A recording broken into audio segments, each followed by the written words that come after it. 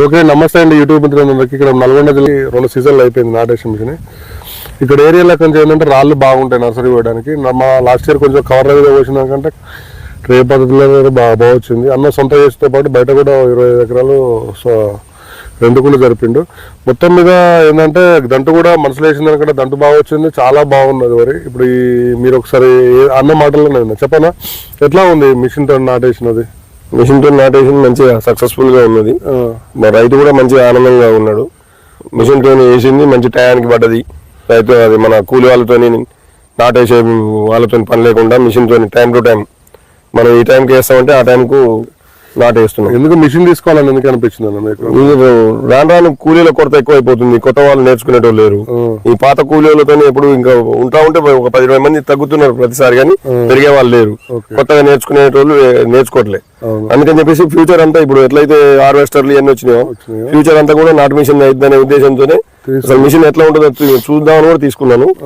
మంచిగా ఉన్నది. ఇప్పుడు బాగుంది. దంట ఎట్లా వచ్చింది దానికంటే దీనికి? అసలు మిషన్ నాటేషన్ దంటూ నెంబర్ 1 ఉన్నది. ఎందుకంటే దానికి అంతా స్పేస్ కరెక్ట్ గా ఉంటుంది కాబట్టి దంటు కూడా బాగా వస్తున్నది. ఇప్పుడు ఈ గజిబిజి చేస్తాం కదా మనుషులు వేసే దగ్గర ఇది అట్లా ఉండదు. ఒక వే ప్రకారం ఒక పద్ధతి ఉంటుంది కదా. వేసేటప్పుడు గ్యాప్లు వచ్చినాయి అంటారు కదా, తర్వాత గ్యాప్లన్నీ కూరుకపోయినాయి కదా, ఇప్పుడే వాడుతుంది. అప్పటికి గ్యాప్లు వచ్చినాయంటే అప్పట్లో చూసినప్పుడు ఏంటంటే మనం సన్న నార వేస్తాం కదా, బాగా లేత నారు. అప్పటికే ఇప్పుడు మనుషుల నార అయితేనేమో 40 రోజులు అంటారు కదా, అప్పటికే ఇంత పెద్దగా అయి ఉంటుంది. ఇదే మనం వేయడం సన్నగా ఉంటుంది కాబట్టి అప్పుడు గ్యాప్లు అనిపిస్తాయి. కానీ ఇప్పుడు గంట వచ్చిన తర్వాత మీరు చూడండి అసలు గ్యాప్ అవ్వబడుతుంది ఎక్కడన్నా.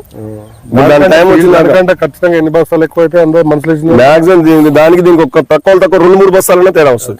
తక్కువ 2-3 బస్తాలు. ఎకరానికి ఎన్ని లీటర్లు పెట్రోల్ తాగినా మొత్తం? ఎకరానికి వచ్చేసి ఒక 2 లీటర్లు తాగింది నాకు తెలిసి, 2-2.5. ఓకే అండి.